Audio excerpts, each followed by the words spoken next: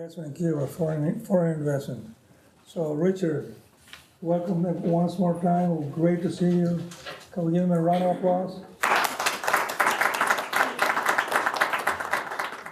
Thank you very much, Mauricio. It's great to be back at the Bildner Center. I recall when I was just really getting into Cuba issues about 5 years ago, you held a big conference on change in Cuba. And I came up here to begin to inform myself as well as network with the key researchers working on Cuba, both from Cuba and from the US. And I appreciate that introduction to Cuba that you helped me with. So thank you very much for that. It's always great also to be back in New York, where of course I come from, yeah.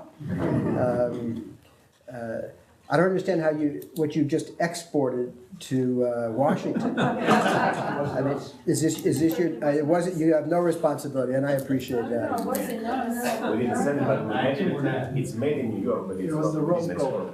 Can we export them to the moon? Well, I don't know about you guys, and I'm sensing a little tone here, but I'm in total denial. I'm still on November 7th. Yeah. Well, I think any discussion about Cuba today, I mean, one has to make a reference to the passing of Fidel Castro, certainly one of the great figures who was astride the globe in the mid-20th century.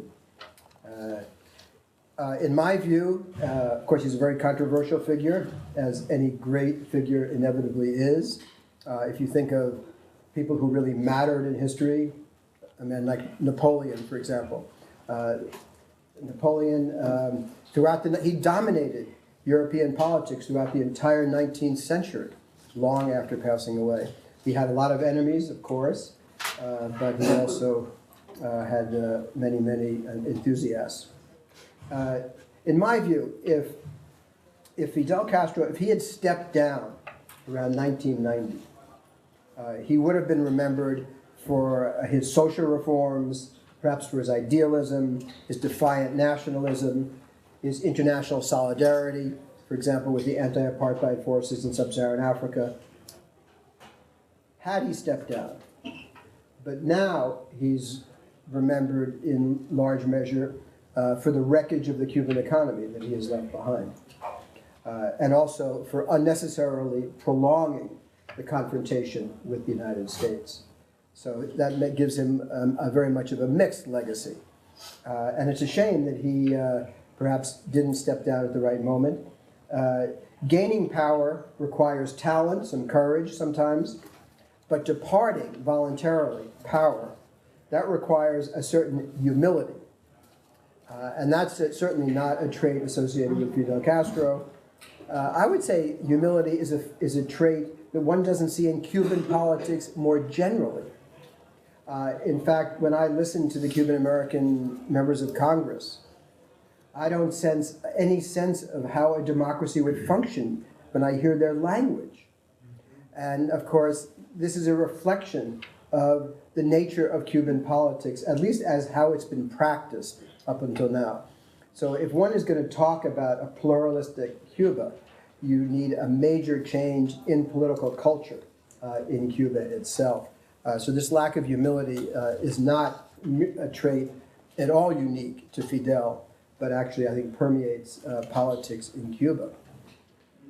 Okay, so let me, in my half hour or so, review some of the progress that I think has been made in the last several years, and then but some of the frustrations and what needs to be done, and talking specifically about foreign investment, which my book deals with, and is my assigned topic by Mauricio today.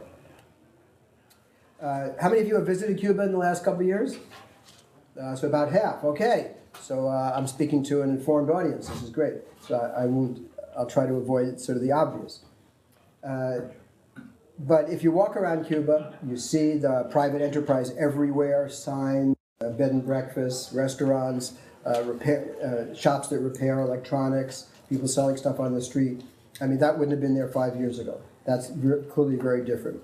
Everyone has access to modern communications, not through the internet, but through this paquete that you're all familiar with, right? Thumb drives that are circulated full of the latest TV and also news programs produced in the United States and also throughout much of Latin America. There's a lot more open debate. People don't hesitate to say, yeah, the economy sucks and my wages are terrible, and like, what is wrong with the economic manager in this country? People don't hesitate to say that openly. That wouldn't have been the case 5 or 10 years ago. People will not generally say, yeah, abajo con the Communist Party. You don't normally hear that. That would be, I think, still seen as sort of a risky thing to talk about. But certainly people are willing to vent their complaints. So, private sector, information flow, greater sense of freedom of expression, sector changes. So people, like some of our brilliant politicians, who pound on the table and say, there has been no change, the passing of Fidel makes no difference, it's still a harsh, terrible, communist totalitarian regime. Those people are purposefully avoiding reality. Those people find it more comfortable to replay the old tapes than it is to see what's right in front of their eyes. Now, of course, many of them refuse to go to Cuba. Why confuse my ideology with facts, right?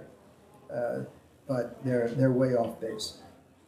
I can't imagine that the Trump administration would hand policy back to people who are so willfully out of touch with the subject upon which they wish to make policy. One can only hope. We'll see. Okay. Despite all these reforms, I have to say, when I started really working on Cuba 5 or 6 years ago, and you remember the document that was put out in 2011 listing all these proposed reforms, there seemed to be a strong sense in the Communist Party, it's a Communist Party document, that the economy wasn't functioning well, that was everyone agreed, and important reforms were to be made. And from my experience in other countries that have undergone such extensive reforms in Latin America and Eastern Europe, I would have expected by now, 5 or 6 years later, a lot more change than has in fact, 6 years later, that the conservative forces in Cuba today should not be underestimated. And it's a lot more than just, the two Castro brothers. So Mariel, for example, which was opened with great fanfare, this was to be a development zone. The land was cleared by Odebrecht, a Brazilian construction company. They're hot and ready to go. Over 2 years later, how many projects have been approved? 20. How important are these projects? Well, the two main ones, the ones that are by far the biggest, Brás Cuba, which produces cigarettes, is a Brazilian company that's been in Cuba since the mid-90s. I think it was actually the first joint venture to open up when Fidel allowed a few in. So it's already there. They're just relocating from downtown Havana to this new trade zone. The other major investment announced so far is Unilever. Unilever also was in Cuba since the mid-90s. When they had to renegotiate their contract a couple years ago, they were unable to do so on terms that they would consider acceptable, so they left briefly, but the Cuban government realized that it had made a mistake, invited them back in, and the new terms are really what Unilever had wanted in the first place. So of these new investments, the two main ones are really just old firms that have already been in Cuba, slightly recycled. In other words, they haven't landed a major contract yet in Mariel. Cuba now publishes each year a portfolio of foreign investment opportunities, projects in which they say, here's a specific project, we need foreign investors, come on in. They're up to 395 projects now. Very pretty, glossy publication. How many of those that were advertised last year have been approved, or the year before? How many of those have been approved? They don't talk about that. What is the problem? There's the level of savings in Cuba, domestic savings, 8 to 10% of GDP. That's half of the Latin American average, way less than an average of a really dynamic economy like you have in East Asia. No way can an economy move forward. In fact, the economy continues to decapitalize. I can't emphasize this strongly enough. Cuba gets poorer every year in terms of its capital base, whether you're talking about buildings and residences. Just walk around any city and you see it right in front of your eyes. You were to go to a farm or factory, The equipment is getting older and older every year and not being fixed, and not being replaced, not being maintained. How can a society go on like that? There is only one solution. There's only one way to get quick injections of significant amounts of capital. They can't produce it domestically. It has to come from foreign investment. It's that simple. Anyone who stands up and says we don't want foreign investment in Cuba is equivalent. They're saying we want to continue to get poorer and poorer, because that's what they are saying, in effect. So it's just not a feasible position to take. That isn't to say that foreign investment doesn't bring with it all sorts of problems, but to say we don't want it because it might increase inequality, or because it results in, to some degree, a foreign firm will have some decision-making power over the movement of resources. Yes, all of those things are true. But what's the alternative? Continued impoverishment of the Cuban people. That's the alternative. Is that what you want? If that's what you want, stand up and say it. That's my message to those who say we shouldn't have any foreign investment in Cuba. Why haven't they been able to approve more FDI projects? Because Havana, all the hotels are full. They're full in part with business executives, mostly from Europe, but also from the US, Canada, Latin America, who are looking for projects. Most of them leave empty-handed. They leave empty-handed, disappointed. Why? What's the problem here? Well, part of the problem is ideology. There are, in effect, people who would rather be poor and proud, as they see it, than give up a little piece of sovereignty to a foreign multinational. That's their choice. And of course, they don't quite phrase it that way, right? Fidel Castro, he ranted and raved against globalization for years at these big conferences. He would invite people like Joe Stiglitz and others to join him in attacking globalization and attacking foreign investment. And people heard that year in and year out. And those views permeate and still permeate academic institutions in Cuba today. This idea that it is somehow an infringement upon your sovereignty if you allow in a foreign firm. People have heard these ideas for decades. Many of them still believe it. So there is an ideological rejection. I think there's also this idea, again, deeply ingrained in Cuba, that they're a little sardine in this sea of sharks. The biggest sharks are the multinationals in the United States. And they're going to get eaten alive if they're not really, really careful. And we can't possibly negotiate with these guys because they're so much smarter than we are. At least they have so much more resources, so much more knowledge. If we enter into any negotiations with them, they'll take advantage of us. They'll fool us. They'll steal our patents. They will exploit us. A very common view. So we can't do this. We can't do these joint ventures because in the end, we'll get screwed. So that's sort of one set of ideas that is on the other side. Then, of course, from the more institutional point of view, the point of view of the Communist Party, anything to do with the private sector is anathema. Why? Because, read the Constitution. There's only one legitimate source of power in Cuba. Only one. It's really, really clear, guys. This is not some propaganda. It's very clear. Only legitimate source of power in Cuba is the Cuban Communist Party, which controls the state, because there are no other sources of power that are allowed to accumulate. If you allow in the private sector, either domestic or foreign, not controlled by the state, not controlled by the Communist Party, illegitimate, subversive even, and particularly under Fidel, but still a society based upon only the government is legitimate to control decision-making and the allocation of resources. Private sector, therefore, doesn't fit into that paradigm. Then you have just the bureaucracy. Imagine if you had the same administration in power for 50 years. Think of the bureaucracy that develops over time. The same people in the same jobs. Also, everything is done by interagency. Those who've been in the government know what interagency means. It means a lot of approvals are required to move a piece of paper forward. How long does that take? Who gets the final decision? How many layers does it have to go up, and who gets the final decision? Raul?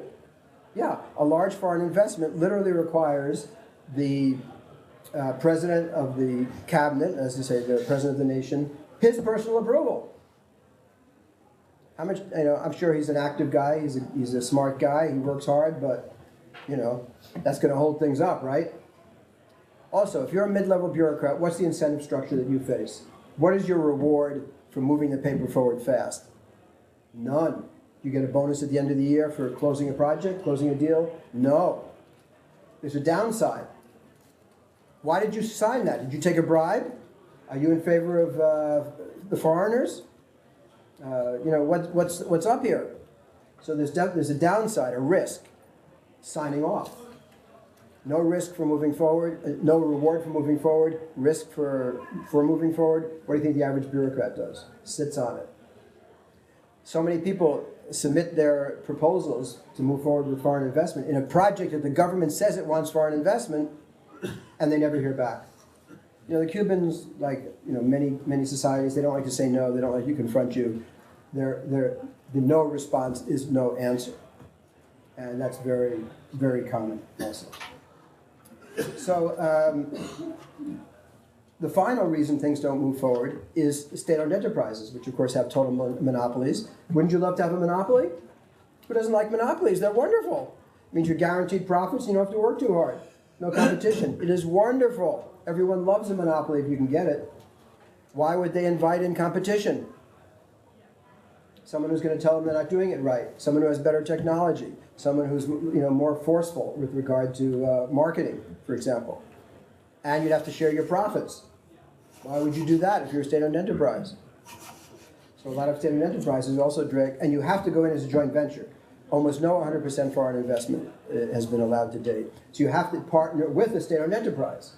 Now, some state-owned enterprises can see advantages to that. More capital, more technology, they might do better. But a lot of others think, who needs that? Right?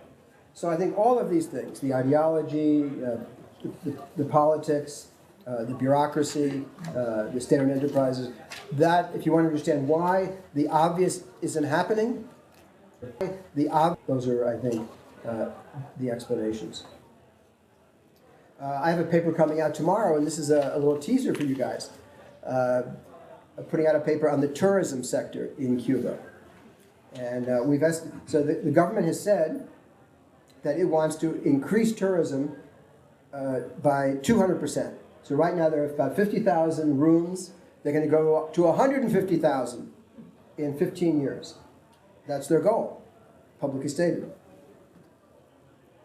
In Cuba, being still a planned economy, they talk in terms of material goals and outputs. They don't put numbers, financial numbers on things. How much is it going to cost? Which is the first thing you would ask, in a normal market economy. Tell me the numbers. Where's the money? Where's the financing going to come from? Anyway, so we took it upon ourselves, myself, my co-author and I, to calculate how much this was going to cost, based upon some international benchmarks. How much do you think it's going to cost to build another 100,000 rooms in Cuba and renovate some of the existing rooms? Take a guess. 10 years, you said? 15. 15 years. Give me a number. And you guys in the hospitality business? Do you know the square footage? Well, this guy's a troublemaker. I can see it. This guy's a troublemaker. How about 10 million? No, I have no idea. I have no idea. I just can tell you rooms. I guess you could take 100,000 rooms. Average would be probably, 200 square feet? $25,000 room.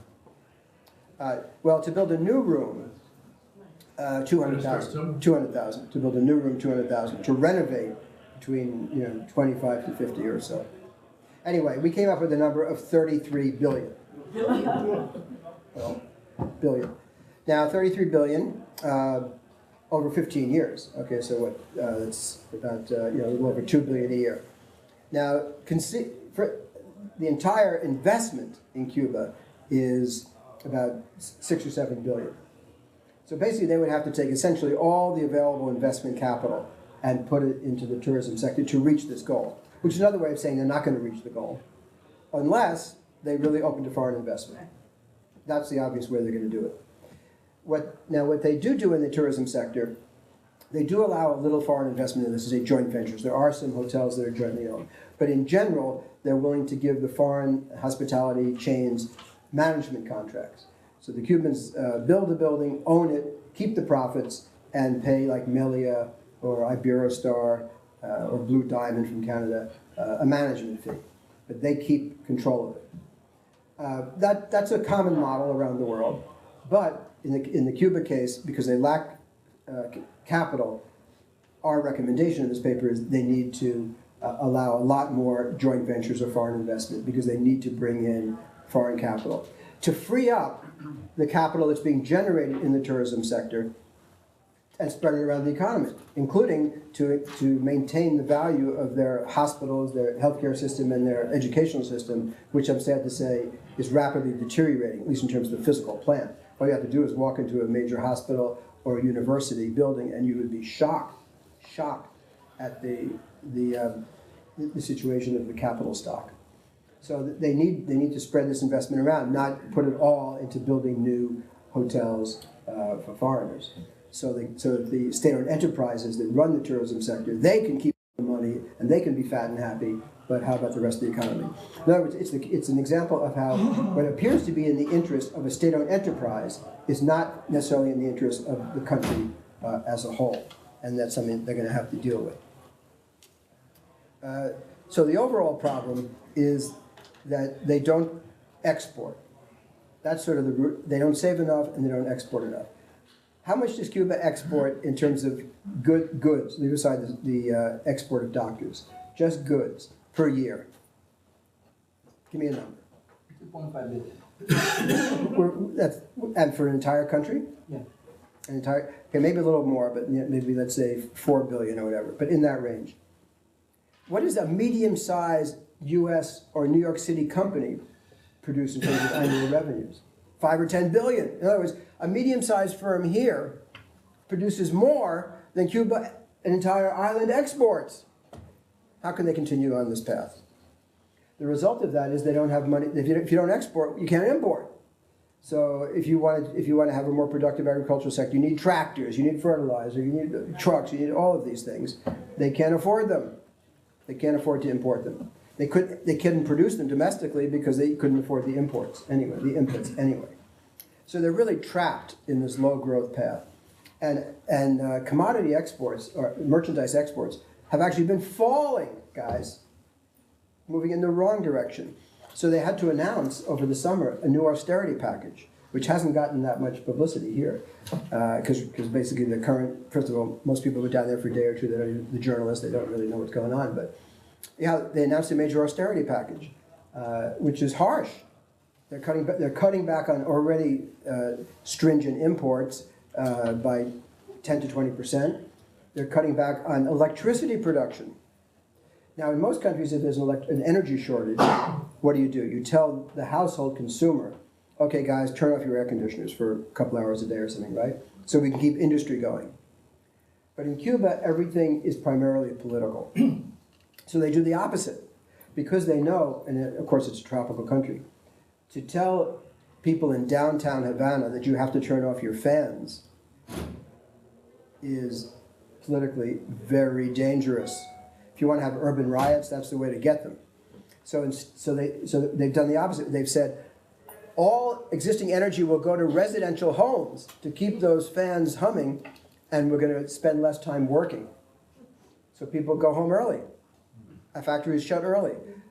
Government ministries shutting down early to save on electricity and air conditioning in government ministries. So that's where we are now. I mean, they're entering a new period of austerity, probably not as severe as in the 1990s, but yet another period of austerity. And those of you who have studied revolutions know that the danger point is when there's rising expectations that are suddenly dashed. And that is the situation that the Cuban government faces today. So we'll see how well they can handle it. But let me talk a bit about those firms that have done well and that have entered the marketplace in Cuba. My book has 7 case studies. Sherritt Mining from Canada, they mine the nickel. Where does the nickel produced in Cuba go? Russia. It used to. Before the revolution, that's correct, but before the collapse of the Soviet Union. But now, China. A significant amount. It goes, Sherritt's, a Canadian company, takes the nickel ore, ships it up to their refinery up in Alberta, and then from there, across the Pacific. So that's been a very good, successful business, although nickel prices have been down, and so that's harmed them. Another successful joint venture is cigars. Now, the production of cigars remains in the hands of Cuba, of Cuban state-owned enterprises, but the marketing, they knew they needed some help. So now Imperial Tobacco, a large British marketing operation, markets Cuban cigars. Who wouldn't want to have the license to market Cuban cigars, right? Totally cool. Totally cool. Another case study I did was Malia. They have something like 27 operations, a couple of joint ventures, most of them management contracts, and they will be part of that expansion that I talked about, going from 50,000 to 150,000 rooms. Nestle's. Nestle's a fascinating company. They're everywhere in the world. Considered this, they had problems back in the 80s with the infant formula stuff, but they've gone way beyond that now. Very progressive company. You go to any conference on corporate responsibility, they are a leading sponsor always. And what do they sell in Cuba? Bottled water. Well, that bottled water, it's Nestle's. And the better quality ice cream. Those of you who are long-term Cuba watchers know that it used to be Copelia, right, famously. But like, sadly, everything else, Copelia hasn't been able to keep itself humming. They don't have the investment capital, probably, and so the quality has declined, Cubans say.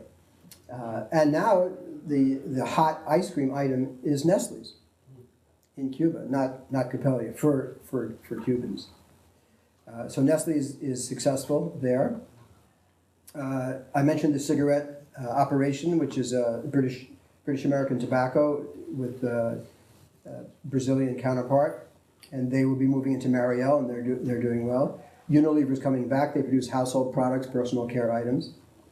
The seventh case study I do is interesting. It was a Chilean investor, Chilean joint venture, selling fruit juices, Rio Zaza fruit juices, which you can find all over the island. Very successful. A guy by the name of Marambio. Really fascinating history.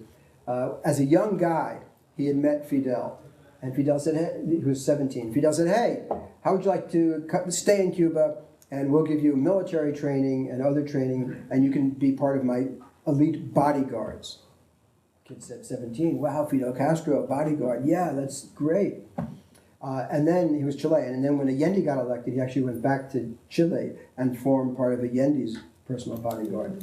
After the collapse of the Allende regime, he returned to Cuba, now a more mature man, ready to go into business. And if you were a buddy of Fidel's, Fidel helped set him up in business. And eventually he became successful, quite a flamboyant character, people said. He lived in nice houses, had big parties. And he seemed to be totally on top of the world until Fidel gets sick, rolls in power. One never knows what moves things, what's in Havana. But one day, knock, knock, and they arrested his entire management corporate board. He himself was lucky enough to be out of the country. Maybe he was tipped off. His main Chilean counterpart was interrogated and found dead the next day, and the others are in jail. So this is a sort of a warning story of, now this guy, he wasn't part of a multinational group of people who might have been able to, maybe the Cubans might have been more hesitant to go after someone from a major multinational. He was basically on his own, a private businessman. But he seemed to be on the top of the world one day, and the next day his buddies were in jail, and his factory, of course, was expropriated. So that's a cautionary tale. And people in the private sector, they know about these things, and there are some other similar cases. So there still is this uncertainty, you could say, in the investment climate. But anyway, there are a number of advantages that these firms have. Of course, nobody publishes any financial statistics in Cuba. All these state-owned enterprises, no financial statistics, zero. private firms that are working in Cuba, no financial statistics published. A few of them, like Melia, have a few tidbits in their annual reports. Sherrod has the most because it's a public company and there's a relatively large stake in Cuba. But they seem to be making money and they've been there for years, so I have to assume they're profitable. And why, it's no surprise, again, they have semi-monopoly status. Once you're in, hard to get in, but once you're in, the government blocks competition. So it's beautiful. You can work a few hours during the morning, and then you can take the afternoon off, play tennis, drink mojitos, whatever you want, and still do well, because who doesn't love a monopoly? Your profits are essentially guaranteed. Prices are not set through market mechanisms, they're set through negotiations with government officials. You negotiate the prices of your inputs, labor, your product, all negotiated at the beginning of the year, part of the central plan. Okay? That takes some political skills, but at the end of the day, they don't want to put you out of business. They'll guarantee you a certain profit. Wonderful! You have an ally in your joint venture partner, right? The joint venture partner, of course, is a state-owned enterprise, Cubans, well connected with the regime. It's not that big a country. These people are friends, ultimately. So if you have your business, any problems, your joint venture partner will go to the relevant ministries and work things out. So that's also pretty nice, right? And then also within the company itself, workers, are they a problem in terms of possibly complaining, going on strike, anything like that? The workers are inside every factory. Is embedded the Communist Party, of course, and the union, the Single Workers Union, which itself is, of course, dominated and controlled by the Communist Party. Now, what's the goal of the Communist Party and the union inside any firm? To meet the production targets. So they are allies of management to the same essential objective, meeting the government set and negotiated production targets. Isn't that wonderful? Wouldn't you like to be a manager in a situation like that, where the workers essentially see eye to eye with you with regard to your basic goals, and no way are they going on strike. No way. When was the last strike in Cuba? It's unthinkable. So you have labor peace, complete labor peace, and total control within the factory. Nice situation, right? So there are a lot of pros. Once you get in, you dominate the market, you have guaranteed profits, it's a stable regulatory environment, you have a good joint venture partner that can take your case to the government as necessary and the regulators, and you certainly have labor peace. Now there are certain disadvantages at the same time working in this environment. The flip side is you don't have a lot of autonomy. You can't just raise your prices. If any of your costs have risen or whatever, all that has to be approved by the government. So there's still a lot of state control. You can make profits, but you're not going to make windfall profits, probably, because any price increases have to be approved by the government. The exception to that, I've noticed, now is in the tourist industry. If you go to any of the major hotels in Havana, you guys have been there recently, what have you found? Doubled and doubled again. Now that's a... But who collects? Like the tour operators collects, or the Cuban government? I mean, Well, it's a state-owned enterprise. If it's a joint venture, then it goes into that joint venture firm, and presumably the foreign investor gets a nice piece of that.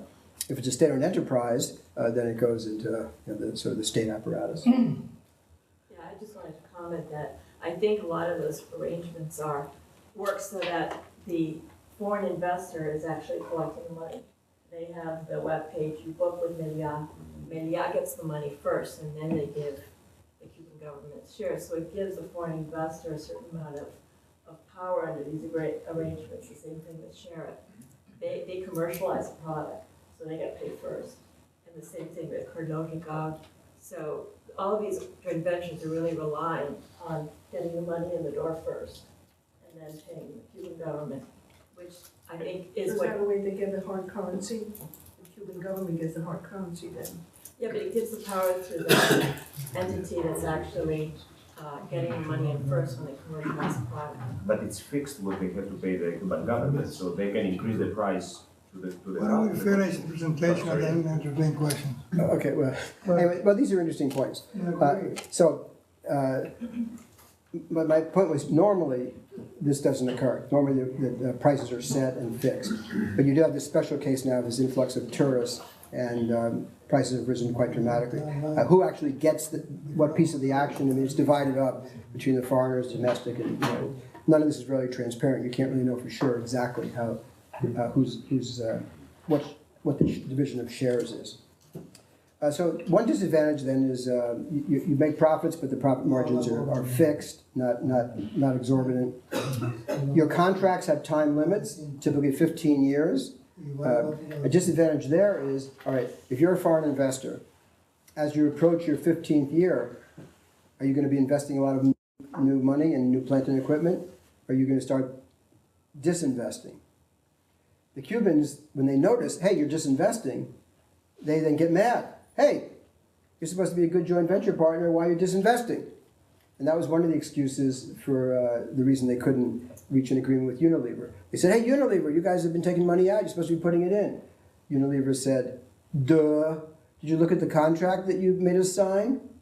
If we're not sure if we're going to be here on T+1, why should we invest?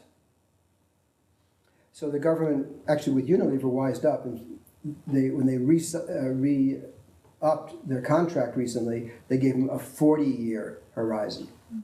So they'll at least want to continue to invest for, let's say, 35 years. Okay. But most of the firms are still under this more limited 15-year contract. Then your joint venture partner. Okay, on the one hand, he helps you out with dealing with government regulations, etc. But what are his goals? Are they the same as yours necessarily?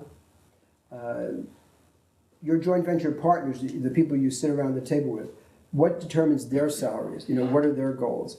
Not necessarily fully aligned with your goals, and so that's another sort of issue. For example, it's often said that their major goal is to meet the planning targets. They're working to the plan. The plan says produce X amount of widgets, by X date. You might be more worried about quality. You might be more worried about brand name, brand image, consumer satisfaction. The sorts of things that international firms think about are not the sort of things that a state-owned enterprise in Cuba typically thinks about. So they may not be 100% aligned, right? Then finally, the issue is this gray area of rules and regulations. Every country has some of this. There are a zillion rules on the book. On the books, the government enforces a certain percent. The rest is sort of ignored.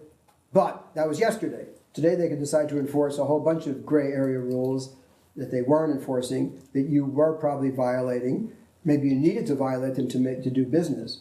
But if they suddenly decide for whatever reason they want to enforce some of these rules, maybe because they don't like you for any reason, or they think they want to take over your company or whatever, you can get caught in the cross currents. And so there's that sort of, and since the legal system, there is a legal system in Cuba, but if the government at senior levels decides to do you in, there really is no legal system. I mean, there's no due process, no recourse. You're dead. So there is that risk factor of this gray area and the discriminatory, discretionary capabilities that the government has. So overall, I would say if you're a foreign investor, the Cuban market is certainly not for everyone. The Cuban patience, political sensitivities, situational awareness, a certain risk tolerance, and an ability to take the long view. But once you have your social networks established, it takes a lot of time, a lot of mojitos. Once you have that social network built up, you can be successful. A number of the firms that are operating there are just waiting for the U.S. market to open. People who are marketing rums, cigars, for example, they are just waiting for the moment. They're making money, but they plan to make a lot more money in that golden moment when the U.S. market finally opens. None of us know exactly when that will be, but that it will eventually happen, I think we can say with quite a bit of certainty. So why, we talked about why reform hasn't moved forward more rapidly. We gave some of the reasons. I think another factor is the human factor. If you look at economic reform processes that have moved forward with some alacrity, whether we're talking about Latin America, Eastern Europe, Asia, Vietnam, what's been present there that we don't see in Cuba? Any ideas? Youth. Huh? Youth. Yes! A+ to this excellent student. We're in a university here, right? We give grades, don't we? Okay, yeah. I think what's been lacking, you need energetic leadership, often associated with youth, not necessarily, but energetic leadership, that sets forth a clear vision, that says we must move rapidly with all due haste, and this is where I want to go. A clear vision. Have we seen that from Raul Castro? Just the reverse. He keeps saying, oh, these reforms, they're not really that important. They're just to modernize our socialism. Constant reassurance. Nothing's really going to change here. That's what he keeps saying. Go around Cuba, the posters are perfecting socialism. And nice pictures of workers happy and singing and having a good time. Then the senior leadership has to really empower a group of technocrats who are going to drive forward reform. Empower them. Do you see any mid-level technocrats empowered in Cuba? I don't see any. The guy who's supposedly in charge of foreign investment and trade, Rodrigo Malmierca, he looks like he's asleep himself. He looks like he's bored. So, he's not exactly, he doesn't give the sense that, yeah, I've been empowered, I'm going to get this done, and I am surrounded by a group of bright, young, hard-charging technocrats who are going to push this thing through against the inevitable vested interests and laggards that inevitably are in any bureaucracy. So that's what's missing. Leadership, vision, empowered technocrats. We don't see that yet. Might we see that in a couple of years? Raul is lame duck, essentially, right? He's announced he's stepping down from the presidency. No reason to believe that won't happen in, I think, February of 2018, so basically a year from now. He will remain, I guess, first secretary of the Communist Party, so his presence will be felt, but basically a new generation will be stepping forward. These are people in their 50s, 60s, some 40s, yeah. But this new generation that will be stepping forward, I think they will accelerate economic reform. And why do I think that? Well, first, they've given a few signals, but also the old guard, the historicos, their legitimacy came from having made the revolution. It was a heroic revolution. They defeated this incredibly bloody, nasty, ugly dictatorship. They brought him to his knees, and he fled. They took over. They remodeled the entire country. These people have legitimacy as government. And everybody recognizes that in Cuba today. And they respect it. They may not agree with everything they've done, but they respect their legitimacy to rule. This incoming generation, what's the basis of their legitimacy? What have they ever done in their lives? Were they heroic? All they did was they showed up at the office every day and didn't create waves. They're survivors. Why should they rule Cuba in the eyes of the average Cuban? They're certainly not getting elected by any...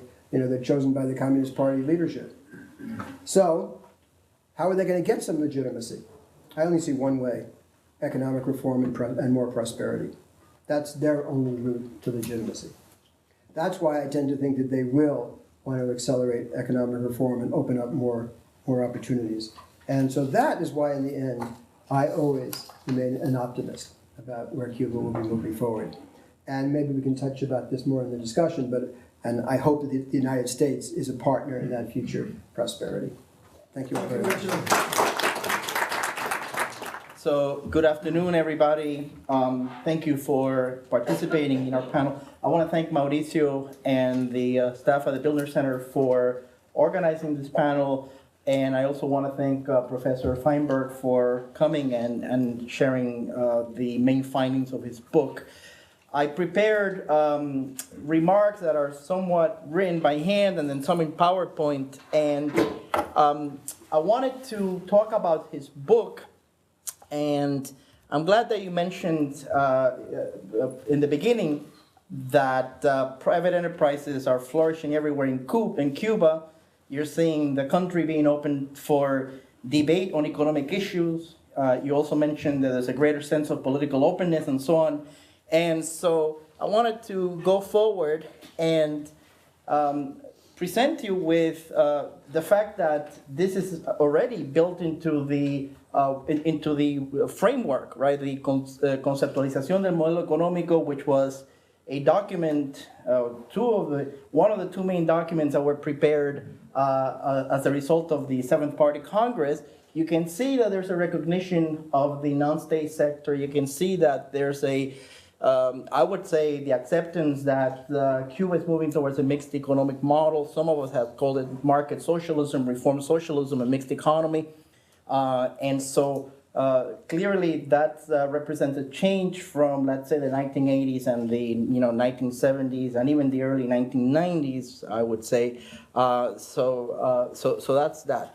And also, just wanted to show some data just to highlight this flourishing enterprise sector, this flourishing non-state sector, right? And you can see the numbers very quickly. The employment, in terms of employment, I wish I had data on output, but the output numbers are not there. We don't have an idea what percentage of total GDP is generated by the non-state sector. We have some ideas, maybe in agriculture, in construction, and so on, but you can see that clearly in terms of employment, the state sector has declined to around 71% from 84% in 2010. And then the opposite has happened in the non-state sector. And obviously, we don't have time to go over all the details about the statistics and how we define others and other private and total and so on. But the numbers are here. More recent data, something else that I found very interesting in your book is the millennial entrepreneurs, right? And you can see that this is information that was recently released about self-employment, and young people represent about 30% of the legally registered self-employed. So again, we really should spend more time in the future going over the statistics, I think, just to present a deeper context than what I'm doing here in the time that I have. But the other element of the millennial entrepreneurs, and I really concentrated my analysis on chapter 6 of your book. And it was about female entrepreneurs, and you could also see that in the numbers, around 30% of the legally registered self-employed workers are female. And so what I found, just one key takeaway point from chapter 6 is that, you claim that while the Cuban Revolution has provided citizens with opportunities to develop their human capital, let me just move down, the system hasn't been able to provide them with the necessary incentives to capitalize on their education, their skills, and their talents, which is true. This is one of the big contradictions of the Cuban economy. I will go further and say that, you asked what's missing in Cuba, youth, and the fact that the population is aging. But I will also say that I would argue that what's also missing are the fundamental freedoms that are required to thrive in a well-functioning economy. Let me be very specific. The freedom to buy and sell, to buy and sell products, services, inputs, the freedom to hire labor, to obtain capital inputs. It's not there. People like me, Cubans residing abroad, we cannot legally own property in our country. So I've been an entrepreneur since I was 20 years old. I have 2 stores. I had a warehouse in New Jersey, one in Maryland, and I would love to take part of the emerging Cuban economy, but I can't. And it's not because of the embargo only, it's also because of the internal restrictions. So I thought that, that's something that would be essential to talk about. I think what I liked about the chapter, besides talking about the millennials, which are critical, by the way, they are at the forefront of the changes. And what I'm saying here is the same message that I heard from many millennials some that are younger than me, like my nephews that are in the private economy. What I liked about the book, it's also that you highlighted in chapter 6, some of the contradictions between the socialist achievements of Cuba and the economic failures. And that is something that, if we go back to the Congress, well, the government recognizes that by opening the space for the non-state sector, which is endemic in reform socialism. But my argument is that it hasn't done enough. The fundamental freedoms are missing, okay? And so that really makes foreign investment in Cuba very different than the rest of the world. I know you talked about foreign investment and joint ventures, asociaciones económicas. So what I took away from the book, there's a lot on this slide here, but I'm just going to go through it quickly. What I took away from the chapter, or from the entire whole section about foreign investment, was that the fact that there's this very rough climate to do business in Cuba really has forced a lot of companies that are in waiting to leave or just to set it aside the Cuban market. And so, of course, Cuba has somewhat, I think, pivoted towards the United States. There's been a pivot as a response to what happened here in 2014. But you pointed out to several hurdles that even American firms in agriculture, in construction, in equipment, the tractor manufacturing or assembly company that wanted to go to Cuba, you point out in the book, which I also think it's very important, some of the hurdles that they're facing. And so I just wanted to talk about some of them very briefly. And you talk about, and I'm glad that you did in the chapter, you talk about pilferage or desvíos. And this is mostly built into the estimate of cost and risk factors of the foreign investment companies. You also talk about the short duration of contracts between foreign entities and Cuban state-owned enterprises. And then there is a whole section, and I'm also very delighted to see that talks about the taxation on labor that's implicit through the artificial exchange rate between the Cuban national peso and the dollar, which is the international reserve currency that most of those companies are using to price their transactions in Cuba. And the book, you provide excellent details, and I'm going to quote, and I concur with you that it represents the highest tax on labor in the world. So these people are hired by the state employment company, and they are paid at the 1-to-1 at the parity exchange rate, which, by the way, is the exchange rate that Cuba uses for its national account. It's not a real exchange rate. The Cuban national peso does not match in any way or form the American dollar. So one final observation that I have, and I know I have a minute or so, I think to all the list of hurdles that you talked about in your presentation, and I took extensive notes, and the ones that you have in the book, I would also talk about one that pertains to state-owned enterprises, because as of now, for instance, a private individual in Cuba, a farmer, a self-employed worker, a micro-entrepreneur cannot enter a joint venture with a foreigner. So the hurdle that I would talk about would be the lack of basic accounting systems. And you mentioned that, and that's a big deal. I teach accounting and finance. And so I'm coming from that angle of I want to know what the explicit costs are. And people were asking before about hotel, how much does it cost to build a hotel?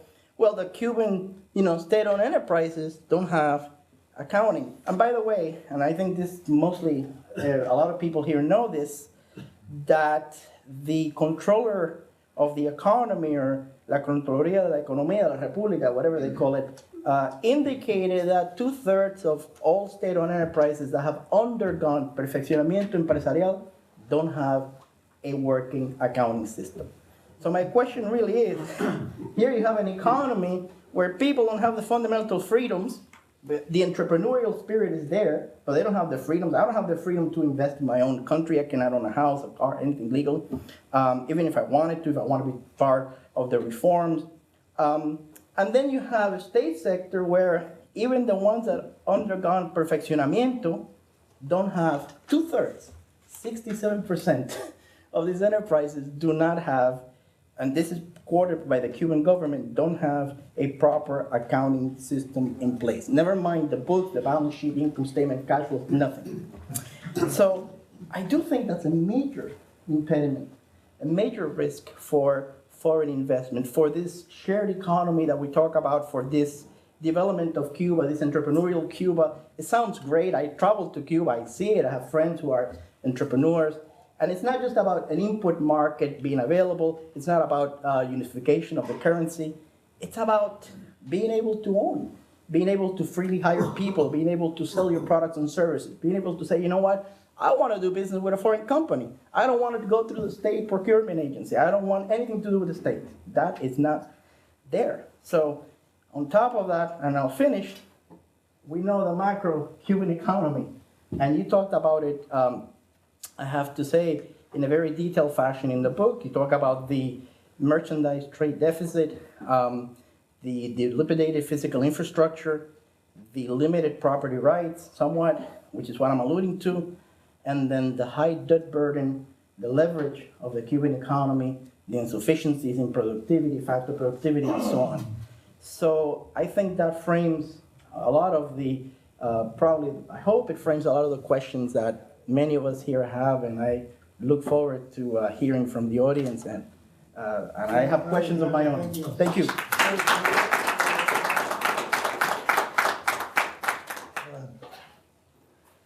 We have time for questions and comments, and with one hand, we will take 3 questions.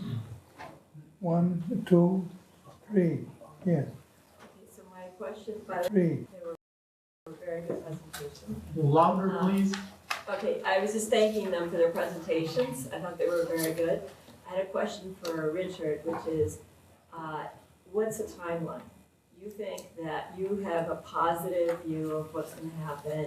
You think the next generation is going to make the changes that are necessary, which I think include rule of law, which there isn't right now, which is really going to be key to the multinational companies who want to invest there.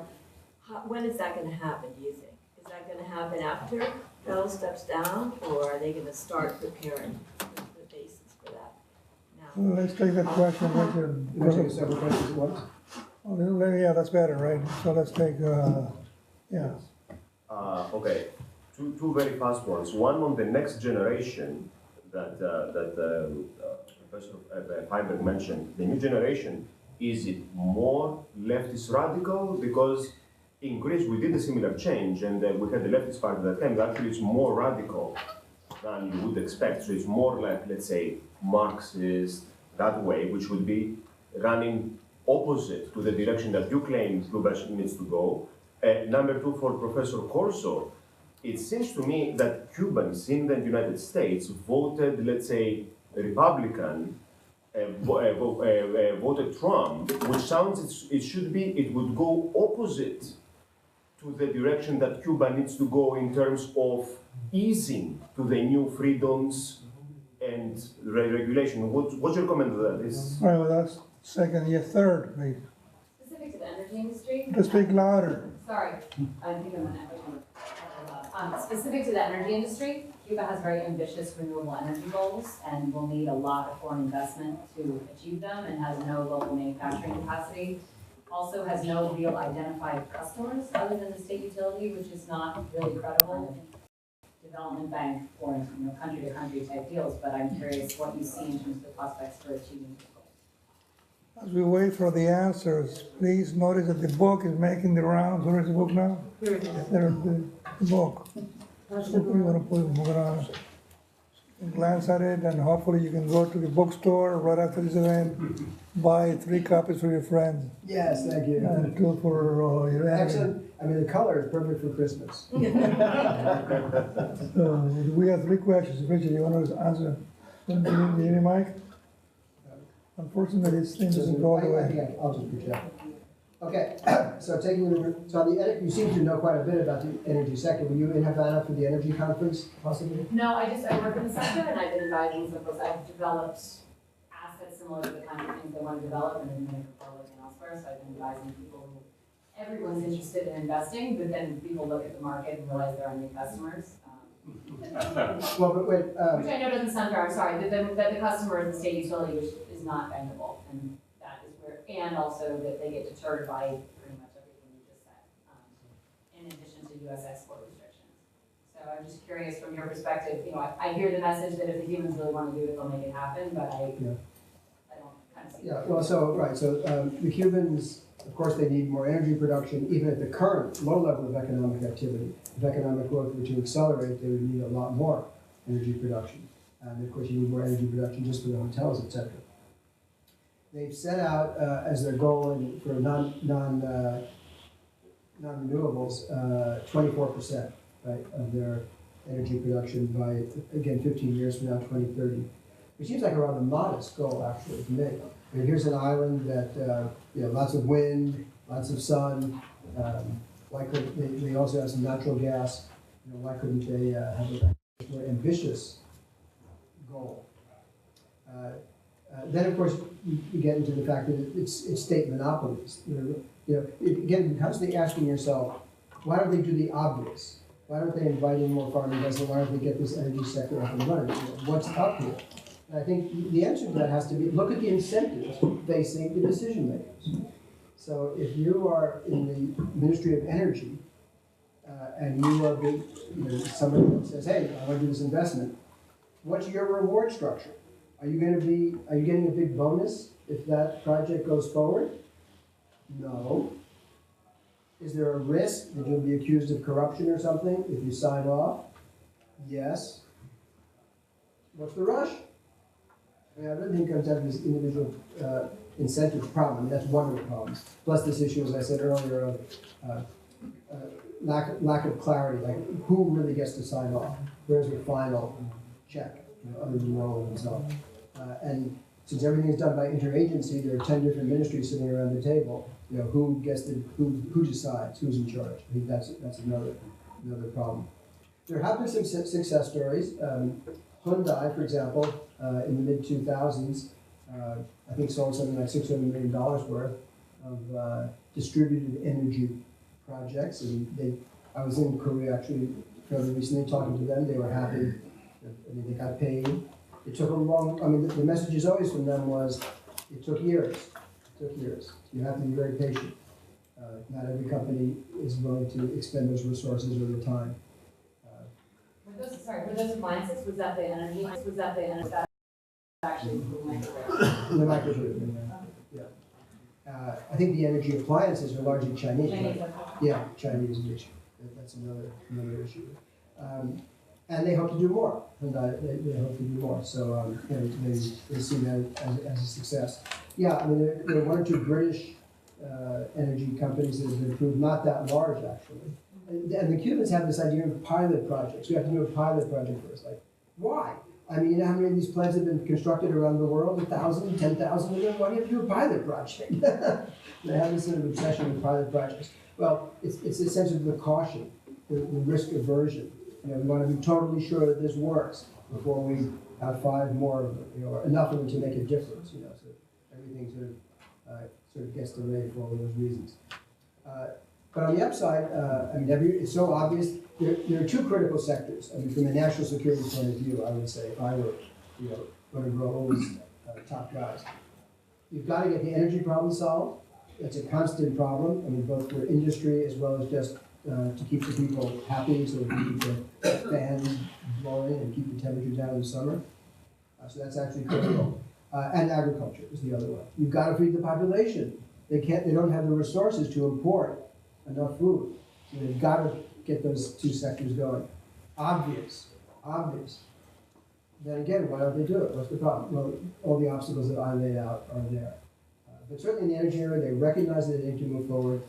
The fact that you're selling to a single consumer, I mean, that's a situation that a lot of energy companies face anywhere, right?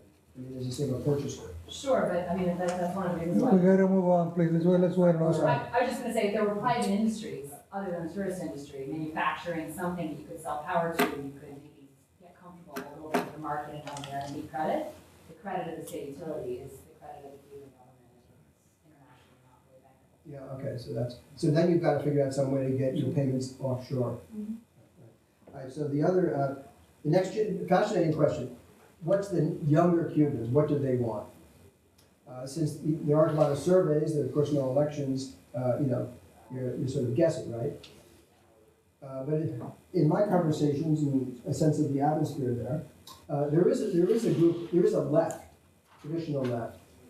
It's called the Observatorio, which are Called what, I'm sorry? Observatorio. Okay. Yeah, traditional left in the sense that they emphasize equity, nationalism, and they tend to oppose market-oriented reforms. There certainly are people like that, tending to, I think, like in universities and etc. I don't think that you're going to have what happened in Eastern Europe, in which you get a dramatic 100%, 180% swing to the right, in which people say, anything to do with the government, we don't like. We've had it with the government. Because, after all, there was a sense of that socialism was imposed by the Red Army, it wasn't ours, and they didn't like it for the most part. I don't think that's the case in Cuba. I think in the case of Cuba, people really do value a lot of the goals of the revolution, the emphasis on solidarity, equity, basic social services to everybody. I think these are deeply ingrained values, dare I say, in most Cubans. So it seems to me the logic of all that is that the political center would be social democracy. Mixed economy, still maintain some sense of equity, a strong social safety net, a regulated market. That would seem to be probable as sort of political equilibrium. Let me quickly answer. You asked a very good question about the, look, 56% of the Cuban American community voted in South Florida for Donald Trump, okay? This is the same community that, according to the Cuban Research Institute survey, 80-something% favor lifting the embargo. So, we favor, for example, I favor lifting the embargo today, but I also favor lifting the internal embargo that Cuba has. So why aren't people like me allowed to run a business?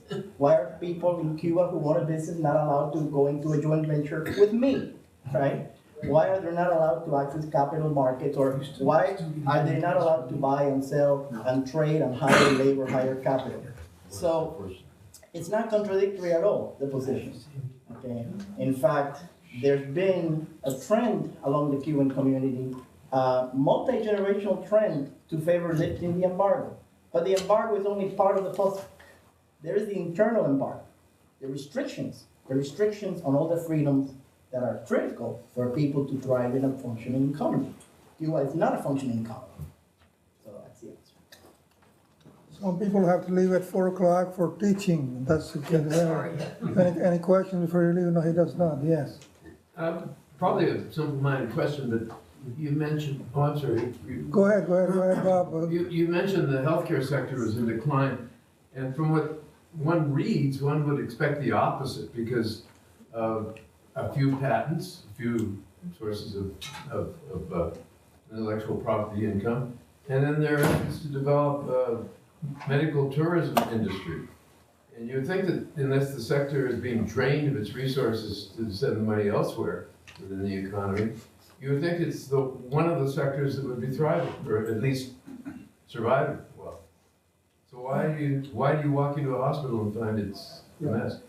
Well, we have some questions. I think 3. Yes. Yeah, this is. Have to speak louder. Yes, Professor Feinberg. It's a question you. I was intrigued by your analysis of the Cuban apprehension around foreign investment as it related to the shark, and I wonder if we can talk about that a little bit more, because it feels like that's a rational reticence, right? I mean, the joke here amongst my friends in the last 6 months was like, go to Cuba now. Well, now with Trump, we don't know, but go to Cuba now before there's a Starbucks and a McDonald's on the Malecon, right? We understand the power of capitalism as a force, especially as with a new with the new relationship with the U.S. And so I wonder if you can talk a little bit, unpack that a little bit more in terms of that apprehension around the shark and how rational that might be, or the extent to which that's a rational apprehension. Well, that's the second, third question, please. You seem to paint a picture of an isolated Can Cuba. your word? You seem to paint a picture of an isolated Cuba. Aren't there regional partnerships? I mean, when Lula was alive, Brazil, Venezuela with Chavez. I mean, they are friendly. They have a good reputation in South America and Latin America. Why was there no financial interaction or cooperation, or is there a possible future of that, or is the decline in South American economics? Well, these are three fantastic questions that would actually require me to think. But on the point of your first point, yeah, actually, I have a whole chapter in my book about Cuba's relationships with other countries, China, Brazil. First point, yeah, as well, yeah, I try to cover all that. Basically, yeah, of course, the Cubans have had good relations with lots of countries, including those, and those countries were willing to varying degrees extend, let's say, social solidarity in terms of subsidized government credits to finance trade. But my thesis is that in each of these cases, eventually, the foreign partner gets tired of subsidizing the Cubans, and they get tired of the Cubans not meeting their obligations. And that's when Cuba goes on to the next, friends. And basically, they wore out their welcome everywhere until there was only one possible friend left, the United States. We were at the end of the line, but they finally got to us at the very end, you know. But yes, no, definitely Cuba has had a Cuba, of course, we have sometimes this view of this embargo, which gives us a sense of isolating. Totally erroneous, right? Cuba is open to the entire rest of the world in terms of trade and investment. The issue is not legal or political, it's rather finances. You know, to pay people back to. On this very fascinating question of apprehensiveness, so if you're going to bargain with a large multinational and you don't have a lot of expertise because you're not practiced, what do? You hire Goldman Sachs. But, you know, you'll hire someone who knows about how markets work. And the Cubans haven't done that. My guess is some of the big Wall Street firms, or European, well, if you don't like the United States, go to Europe, you know. They would probably even do it at a regular subsidized rate, I would think initially, just to get into the market or whatever, and because they might find it interesting. And you do have, Ernst & Young is present, you do have a little bit of that. But essentially the Cubans have to understand that they're gonna have to pay for expertise. And you have to see these people as representing your interest, you know. But they just don't have experience in that. And that's one of the things they need to learn to do, higher expertise that you don't have. In terms of the more difficult cultural issues, you know, like are we going to be inundated with crack capitalism, if you will, commercial capitalism? I mean, those are decisions that the Cuban government can control. If they have a clear sense of what they want to allow, which they have had up to now, you know, and you can walk around Havana. If you want to put up any advertising sign, you need approval. You can't just, you know, put up a poster saying, I'm selling X. No, you have to get that approved. And often they will not approve it if they think it doesn't fit into the aesthetic of that area of your barrio, right? So there are plenty of people. You have the Instituto de Planificación Física, you might be familiar with. I mean, these are smart people who understand about urban planning. So it's feasible anyway that they could open up to the world without being overrun by McDonald's. I think relatively speaking, by the way, in Havana Vieja, on the whole, they've done pretty well so far, right? You get a little bit of the traditional international companies, but not that many. And it still looks pretty good, I think. So their first step in that direction, I think, is heartening. And just in terms of Cuban culture, of course, Cuban culture itself, from the get-go, is a hybrid, obviously, lots of influences. It's a very, very strong and powerful culture. People are extremely well educated. They have excellent graduate schools and high schools all the way through in all the performing arts and creative industries. So they have a very strong base to build on. Richard, somewhat simplistically, many of us for many years. System. Oh, yeah, sorry. Out of here, you know, something? No, there was a question. Oh, yeah. You have one more? Oh, yeah, sorry, the very first question. Okay.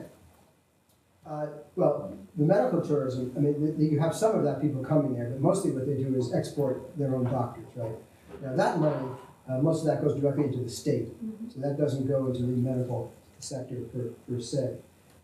They do have a biotech sector that has been able to export some of their products to other developing countries, several hundred million a year in exports to like Venezuela, Brazil, India, China. But they haven't broken into the industrial markets yet. Why not? This gets back to that earlier question, I think, about not understanding how to work with major multinationals. Yeah, we may not all think that the pharmaceutical companies are like, you know, the most ethical operations around, but they certainly know how to market. You got to give them that. They know marketing, right? So what the Cubans are going to have to do is first they've got to get their products, of course, approved through international regulatory bodies. That in itself is a huge hurdle. They can't do that by themselves. They have to partner with big companies or local firms that, you know, all around the world who know how to maneuver through this very difficult regulatory process. They haven't established those. So they've got to get the clinical trials done. Now they're starting, as you may know, at Roswell Cancer Center. So they've said they're going to submit some of their products to clinical trials, and hopefully that will go well. And then they'll have to market them. But basically, again, they need to seek out partnerships and alliances to really be able to market their products on a worldwide basis, and therefore generate the income that they so badly need to keep their public healthcare system up to par.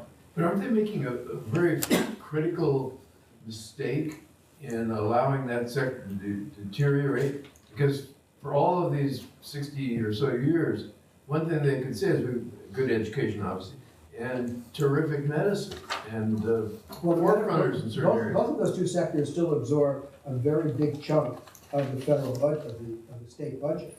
They still receive priority attention. But priority is not very good, you say. Not good enough. Up to this point, many of us thought that the impediments to reforms, faster reforms, was Fidel, people linked to Fidel. There was a dichotomy in Cuba, Raulistas, Fidelistas. If not Fidel, the people around him. The legacy in terms of group structures within the party, within the bureaucracy, and the armed forces, right? Now we're beginning to jump to that's the past. Do you agree with that in terms of the past? That was one of the main impediments? And if so, I hate to ask the question now, but should we be seeing some faster growth in expansion and reforms from this point on? Yes and yes. Yes and yes. I think, Fidel and people around him were certainly seen as sort of, you know, the true believers, the diehards who were very skeptical about market-oriented reforms, no doubt about it. And he was very explicit over many, many years. His passing doesn't automatically open the floodgates. As I enumerated, there are also lots of other obstacles, but it certainly does remove one of the major elements that is slowing down reform. Whether, on this issue of timetable, it's very hard to know. I mean, my guess is that this is, again, a lame duck administration, probably not that much will happen in the next year or so, but you can't be sure. This is a very hermetic regime. You know, they can spring something on us tomorrow and take us by surprise. But that would be my guess. And like, so mid 2018 is when the new government will be in, and that's when I would look for a new. Do you have a sense of an inkling as to who the main players are now emerging or will be emerging? Well, the guy that's talked about the most is this fellow Diaz-Canel, who is mid-50s. I haven't met him personally. I always hesitate to comment too much on people I haven't actually met. But he was for a while the head of the university system, the Minister of Superior Education. And so a lot of academics that I know did have interactions with him, and they all spoke highly of him, I have to say. They all said he was intelligent, he was open-minded. But he likes the power base, though. He likes the political base. That's, other than the pieces of the Communist Party, it certainly doesn't have the mantle of the Castros, that's for sure. Mario. I have a question related to the book, to the millennial entrepreneur who is mainly urban, mainly from Havana or maybe even Matanzas or some of the major urban centers, globally connected to social media as much as they can, or to the paquete, as you know, very well aware, I think, although they were raised under communism, of how markets function, of how businesses function. There's a lot to learn. So I wonder if you could comment, Richard, on to what degree have you witnessed a gap between the profit-minded mindset that these millennial entrepreneurs have to take and the legacies of socialism, such as, this egalitarian view and this commonality and so forth and so on. We're back to the three question kind of system. Yes, yes. Gil, Oh, okay. loud, please. Yes, okay, two questions regarding land and real estate. One is there's a concern among a sector of architects and planners in Cuba that with the influx of investment in hotels, there's a danger that the Malecón will get filled with international style hotels and start looking like Cancun. And the fear that that will affect what's unique about Cuba and Havana and so on, and that essentially, aside from the fact that architects are, and sort of local architecture is being cut out, but that it'll really change things very much. I mean, there's an infrastructure for it, a whole bunch of things. So if you could speak to the challenges of hotel investment. And second, there is foreign money illegally flowing into real estate with the free market sales since 2011. And I don't know if you can comment at all on the implications of I thought you, for a second, I thought you were going to ask about Trump as an investor. well, actually, they talk about 98. I'm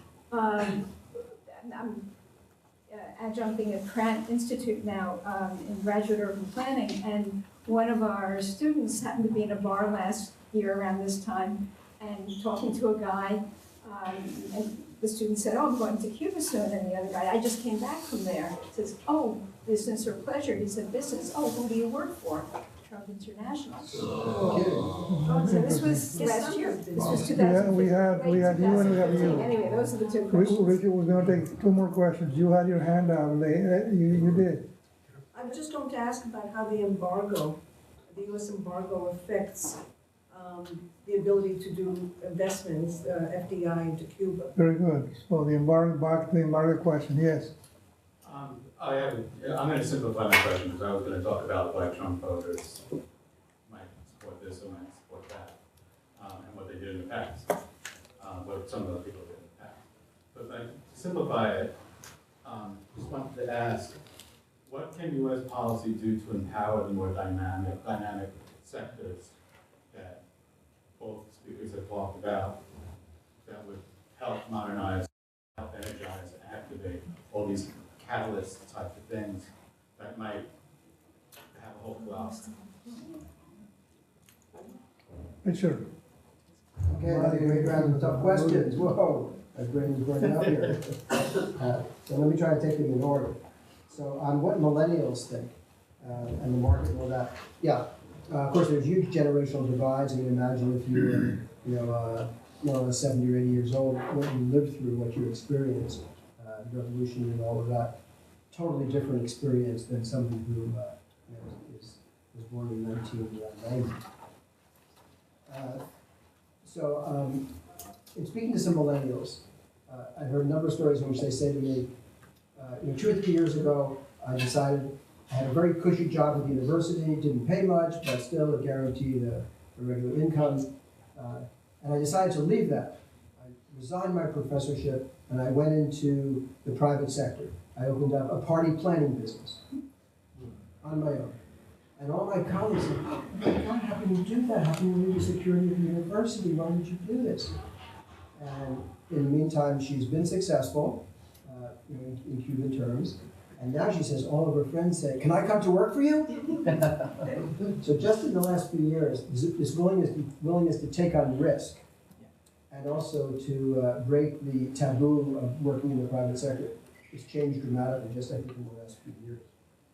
On this issue of real estate speculation, etc., there are battles going on right now with regard to the design of buildings. You might be aware that there's a hotel going up at the bottom of the Malecón And it's been frozen for a while because there's a big dispute. Maybe you know about this. 6, 8 years it's been frozen. But even there's, the current one, I believe, is on, they're arguing about design. A lot of it has to do with the size. So, Gaviota wants something bigger because more money, more rooms. Whereas some of the local architects are saying that, so, these will be issues that will be fought over. I don't think you're gonna have a Cancun, however. Cancun's about beaches and, that's elsewhere, not in that. But the Army has taken over the historic preservation role that Real used to have. Right. So what does that say? Yeah, I would say that is worrisome. And we'll have to see what happens. But it's basically, so this legendary fellow, Eusebio Leal, who was in charge of the remodeling, the conservation of colonial Havana, he's been ill, there's been a few problems, and so basically the military-owned state-owned enterprise, Gaviota, which is the biggest one in the tourist sector, acquired him. Again, nobody knows how this happens, who decides this, it just happens, right?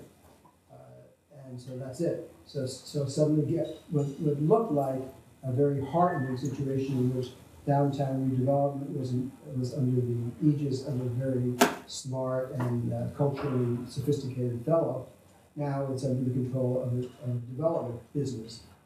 The fact that it's military, I think, is less important than it's commercially oriented. So we'll see what that means. I don't know if I mentioned, tomorrow I'm putting out a paper at Brookings in DC on the tourism sector in Cuba. And one of the things that we recommend is that Cuba appoint an international advisory board of urban planners and architects to advise them. Not that they aren't smart themselves. Again? But to try to. That's how Cancun was created. I was in Buenos Aires when we got the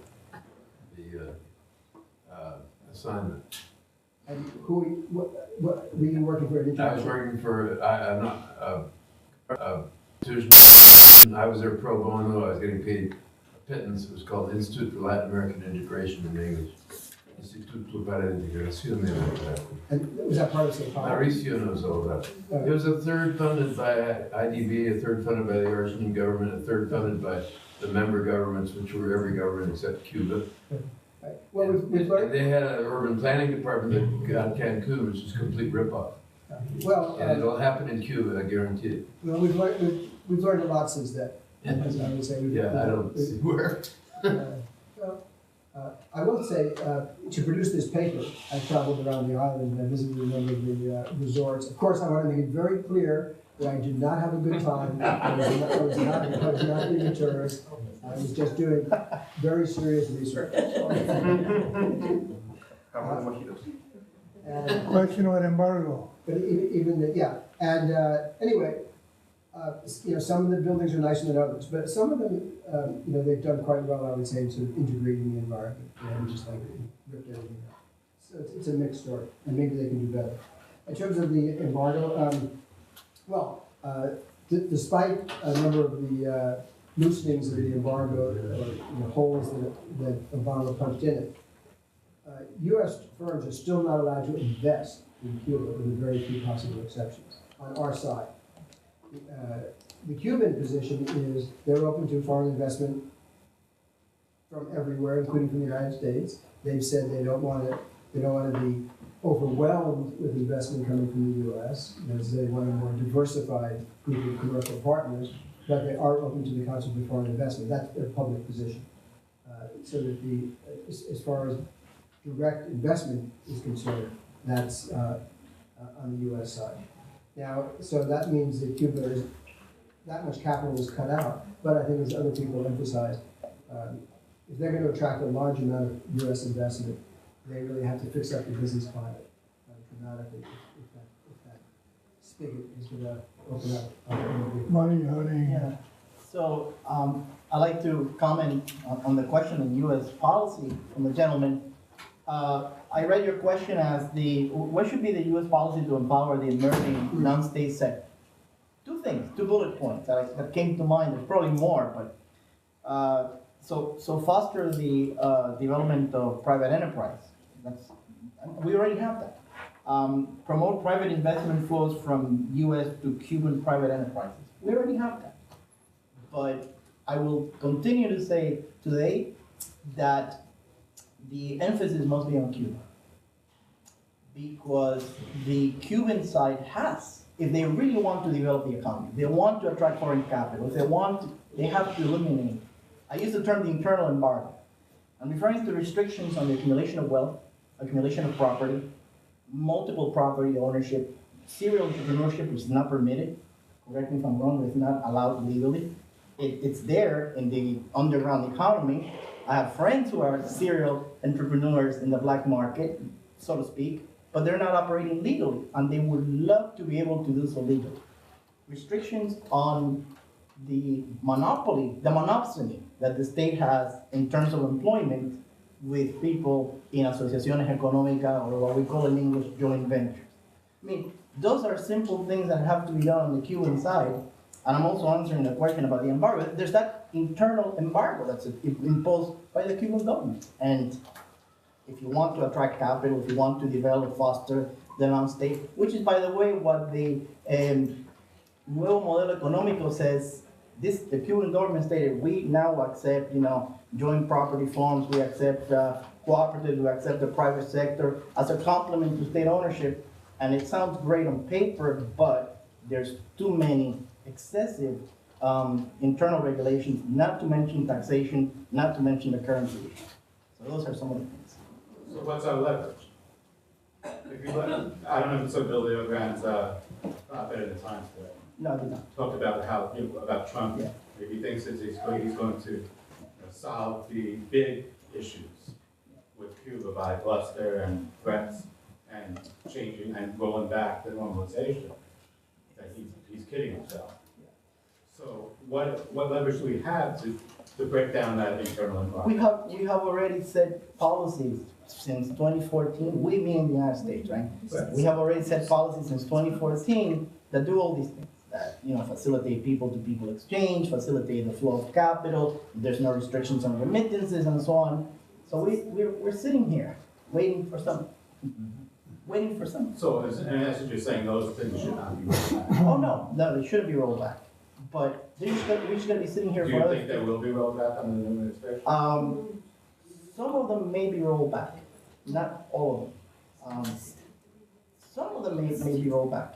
Are they sufficient?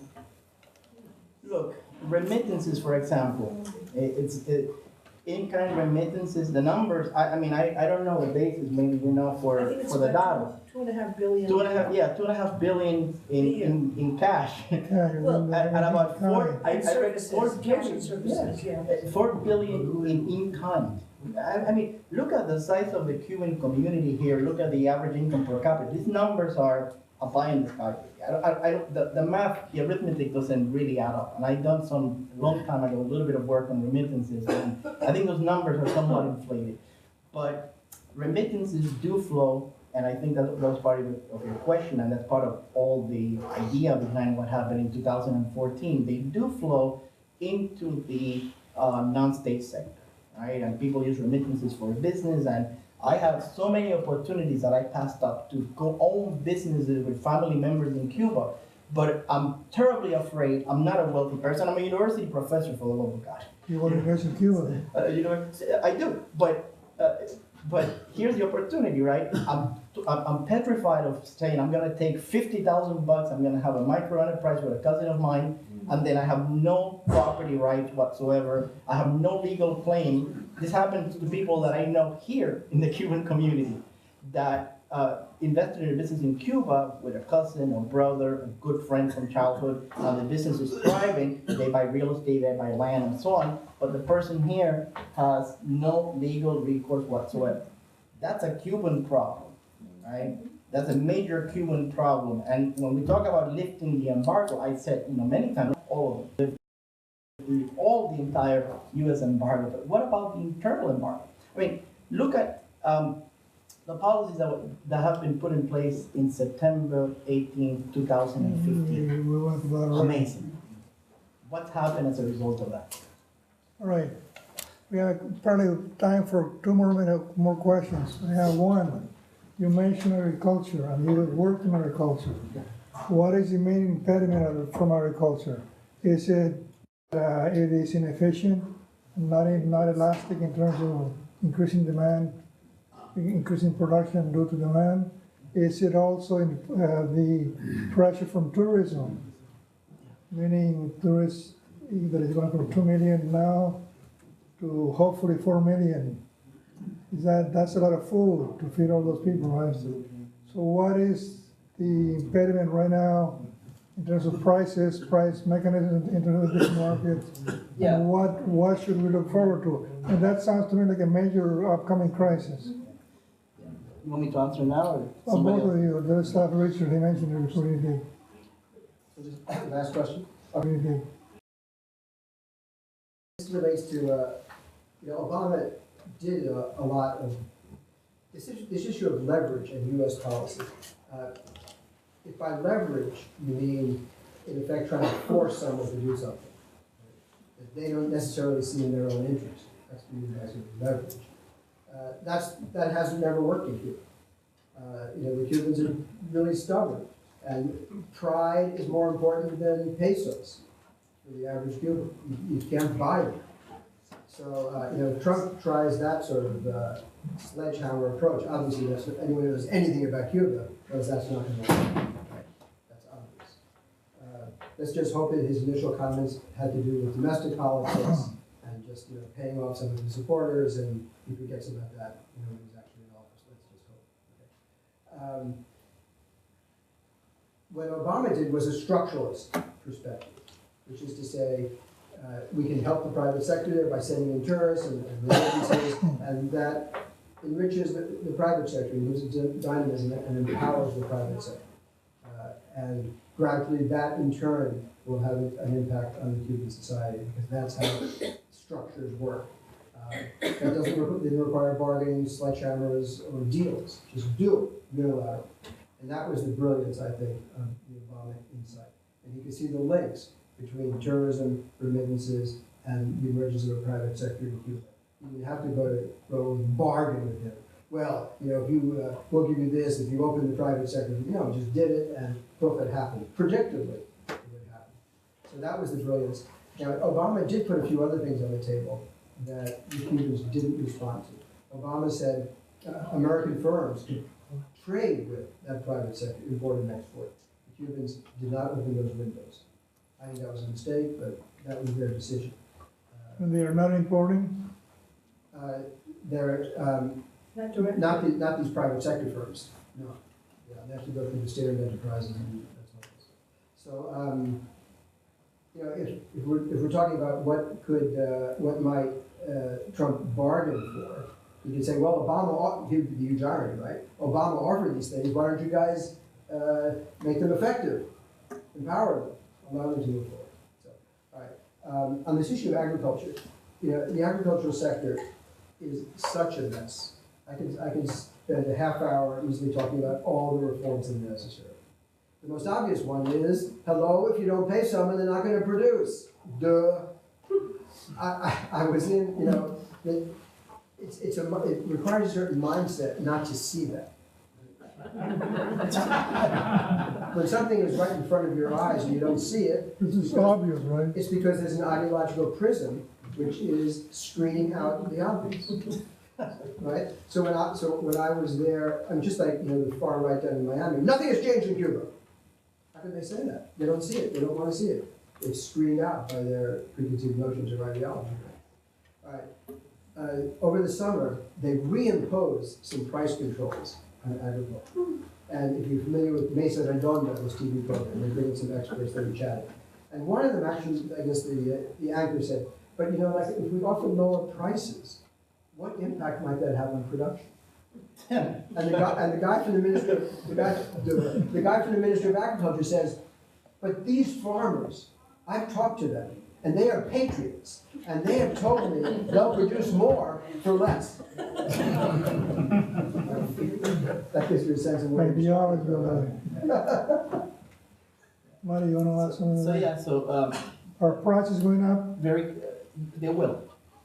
And one of the reasons is there's a huge contradiction among many in Cuban agriculture. Non-state agriculture is very labor intensive, but the labor input is becoming more scarce, and the farming, the producers don't have total flexibility, autonomy to freely go into a labor market and offer, wages determined by supply and demand. That's one problem.